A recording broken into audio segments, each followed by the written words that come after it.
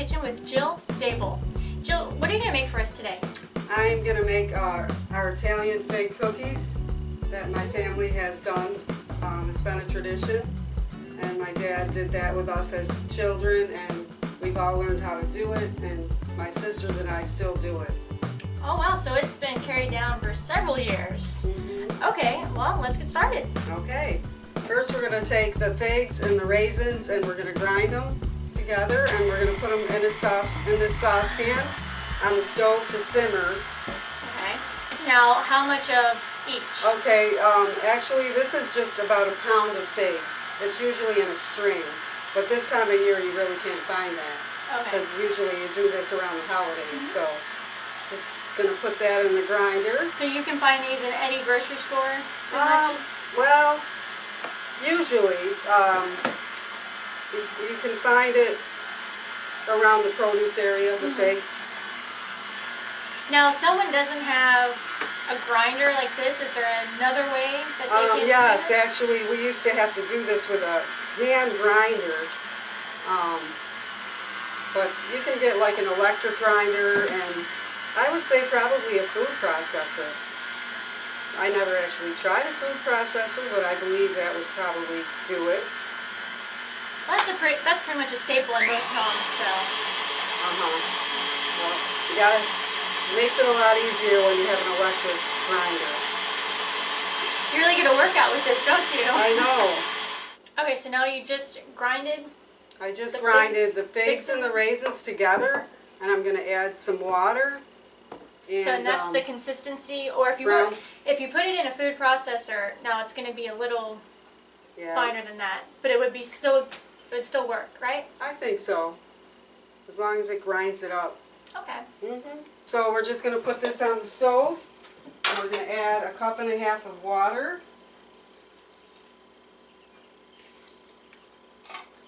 And we're going to add 1 cup of brown sugar, and we're going to turn that up and let it simmer for 15 minutes once it comes to a boil. So put it on high heat first, and then once it starts, when it starts getting real hot, then just turn it down and let it simmer for 15 minutes. And that just softens the figs and the raisins more. And then we're going to just brings all the flavors together too. Yes. And we're just going to add grind the rest of that. Okay, so now we have the figs and the raisins, and the brown sugar and water. That's simmering on the stove for 15 minutes. Now what else do we need to do? So while that's simmering, I'm going to go ahead and grind the rest of the filling ingredients, which is the pitted dates and a whole orange cut up, and a whole pound. I guess there's a whole pound of walnuts. All right, and how many dates? That is actually a pound. A pound piece? Yeah. Okay.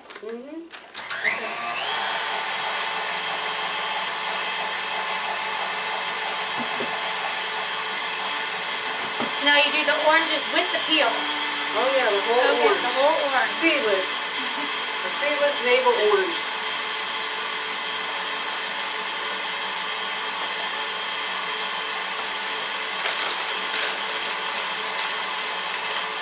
Okay, I noticed when you were grinding, you were alternating the ingredients. Right, yep. So you need to do that? Yes. Okay. That way it mixes as it's grinding, you know. And so now I'm just going to take this filling and I'm going to add it to what we have simmering there on the stove. Okay, now with this filling, do you need to mix it some after? Well, I just kind of, because some of the ingredients is... You can smell that orange. And since you added the whole orange, you're really going to get the flavor because of the zest. Right, from the orange peel. Okay, so that's been simmering for 15 minutes, and now you just mix the two? Yep. Now, is it better to put the hot ingredients in with the cold, or does it really matter? Well, it doesn't matter. I just figured this other pot is bigger. Okay. And there's less to pour into it. You just mix that? I'm mixing this all here, and with that hot mixture, it also makes it easier to mix with it being so hot. So you give your muscles a rest, finally. It's still hard though. It's really pretty thick. So once you mix that pretty good, then you can add the other ingredients. So now what does the consistency look for this? Like what should we be looking for? Okay. Yeah, it's still very thick, but so we'll add 2 ounces of whiskey Nice little kick. and a quarter teaspoon of black pepper. Now, if someone didn't want to add the whiskey, could they leave that Oh out? yes, yes. Okay. So I know some people don't even like to cook with it. Okay, and a teaspoon of cinnamon. And you mix that in. And once you have that all mixed, you're going to let this filling mellow for 3 days. We call it mellowing. And then that way, So you just leave it in the fridge and forget about it? yep, for 3 days. Would it hurt if you left it in the fridge longer? No. No. No. If you're not So ready, so you can really just make it ahead of time? you could wait a whole week or, Okay. you know. And actually, once that's ready, you can even, what we've done in the past is we've actually taken some of the filling and froze it. You can freeze it. Yeah, for like up to 6 months. So now you just put it in a bowl to put it in the fridge? Yep. Okay, that's easy enough. Then cover it with saran wrap or something? Right, you want to cover it. Now with this much, how many cookies would you basically get out of this batter? I believe this recipe here, I'm going to say like 10 dozen. Oh wow. It's a good one to make when you have friends and family coming over. Oh yeah. Or to pass out to your neighbors. Actually, yeah, that's what I like to do. Okay, so I'll cover this up. I'll put this in the fridge. And let that mellow for 3 days. You have a batch here that's already been sitting Yes, for 3 I days. actually have it in a bag here. Okay. And because I did make some cookies 3 days ago. So this has been mellowing for 3 days. And we're going to use this filling after we make our crust to do the cookies. Okay. Okay, now we're going to do the dough.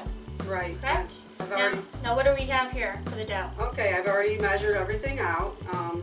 I've got the flour, which is 3 cups of flour, and baking powder is already in there. 2 teaspoons of baking powder. Okay, so you just sifted that together. I did the first 3 ingredients, which is the butter, the sugar, and the eggs. So you said this has been passed down from, it started with your great-grandfather, or even before that? It did. Actually, my dad's father, his name was Charles Henry Jambroni, and he actually showed all of his sons how to make this. It's actually been passed down from the boys, but in our family, actually my sister does have her son Jason, my sister June, making them, and I have a cousin Kitty who, her son Todd does that. I don't know how that happened, but So it's the guys instead of the women Right. making it. my son is actually, he works in the bakery at Publix, so I'm gonna make him do it too. I think he'd enjoy it. It's a nice though. little tradition to pass down. Yeah, it is. And it's nice that it's stayed in the family for so long. So actually I'm gonna, Sugar and the eggs. right. But I like to do the sugar and the butter before I put the eggs in. Now why is that? I just like to mix that together first.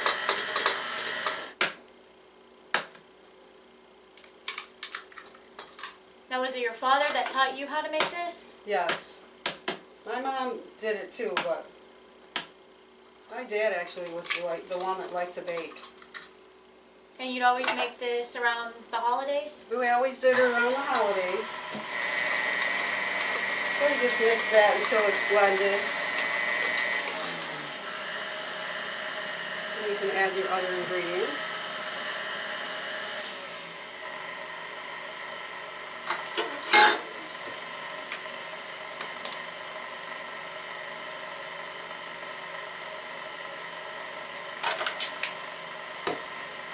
Now, do you want pure vanilla, or can they use like the imitation vanilla? Does it really matter?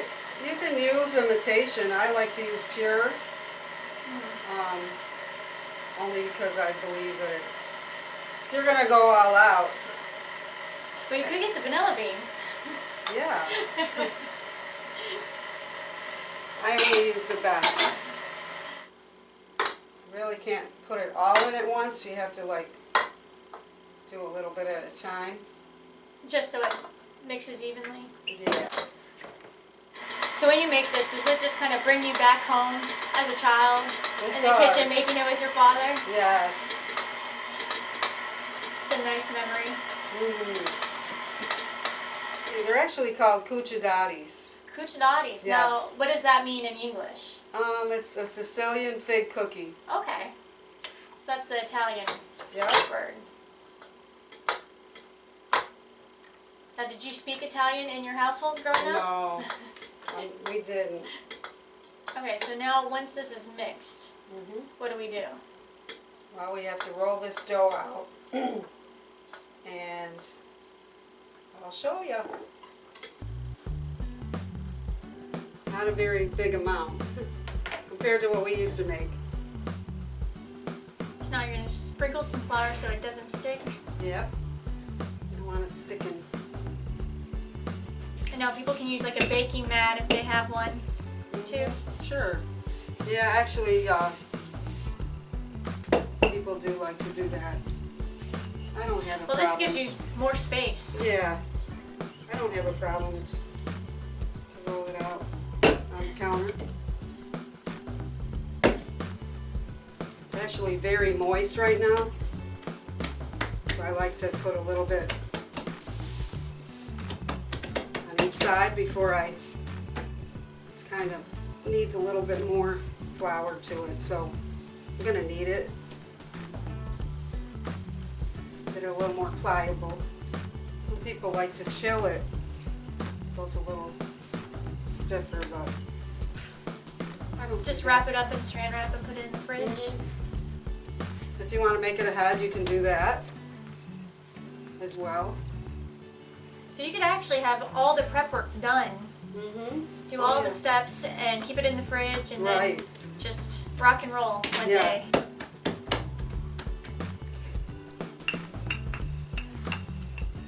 And you want to roll it out really thin. Like how thin would you say? Probably like as thin as you can get it without it being see-through. And does it matter how much flour you keep adding? Does it really make any difference? Well, you don't want to add too much. But just enough so it doesn't stick. Right. Just When keep it starts applying. sticking, you want to put a little bit more. Okay. What I do is I just take it in my hand and make a roll. I roll it.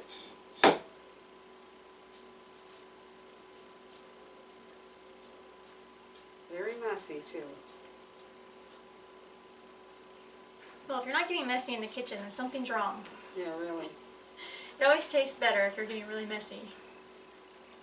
And some people like to put a lot in theirs, which I tend to do. So you're not going to get as many cookies out of it. But when I have a fig cookie, I want You want to taste a it. lot of fig in mine. More fig than dough. Which is why I do the dough real thin too. And then I just cut a little bit on each side.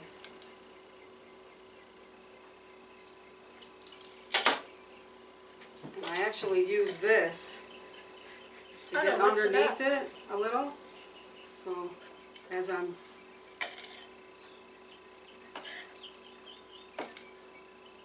rolling it over, see how much there is there? Then I can kind of pull it away from the other dough so I have more room. Just kind of close it up. And you can don't be afraid to press it. So just push that filling in. And roll it over until you have it closed together. And then you can even still work with it. Like I've rolled it a little bit.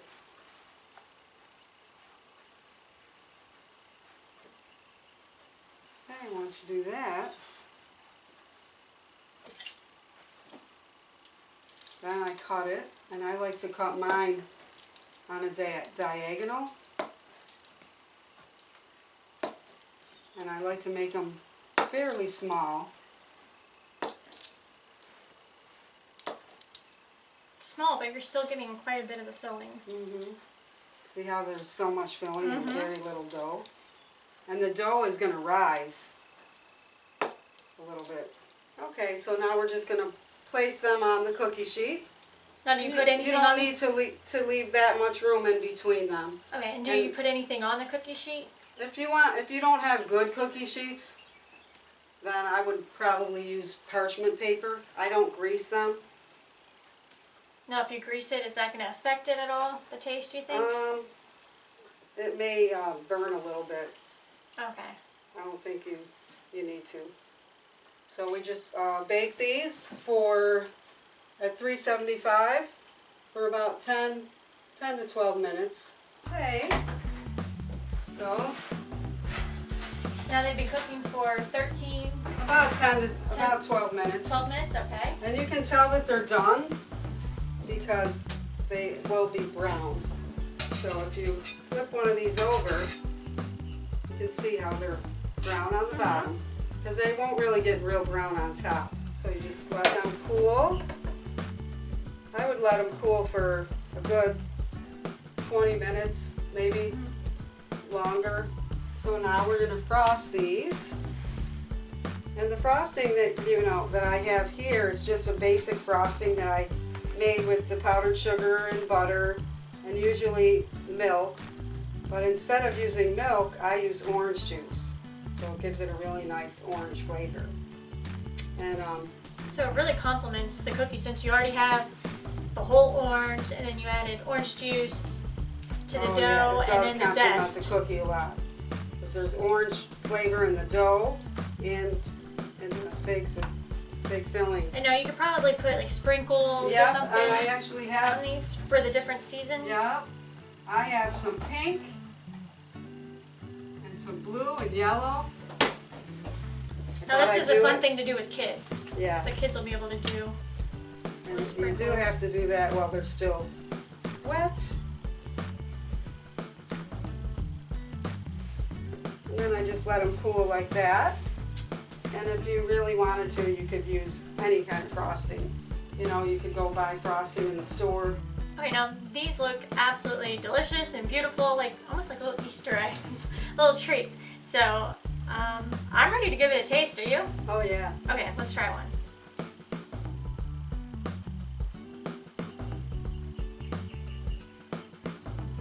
Very, very good. You definitely get that orange taste, but it's not overpowering. Very good. Very, very good.